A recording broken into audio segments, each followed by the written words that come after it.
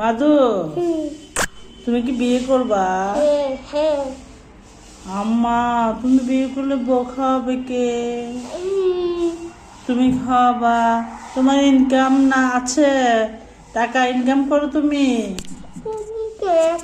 হ্যাঁ, তুমি মুখে হাত দিয়ে কথা বলো না।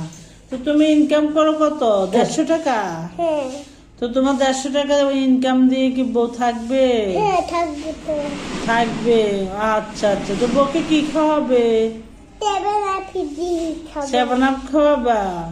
বউ 7 আপ খেতে খেতে তো পরে বুটকি হয়ে যাবে। তুমি তো মোটা হইয়া যাবা। ও আচ্ছা, তোমার বউ তাহলে মোটা হয়ে যাবে। তাহলে তুমি ওকে প্রত্যেকদিন কি খাওয়াবা? তাহলে বার্গার খাওয়াবা, পিৎজা খাওয়াবা। ওরে বাবা, 150 টাকা দিয়ে তুমি এত কিছু পাবা?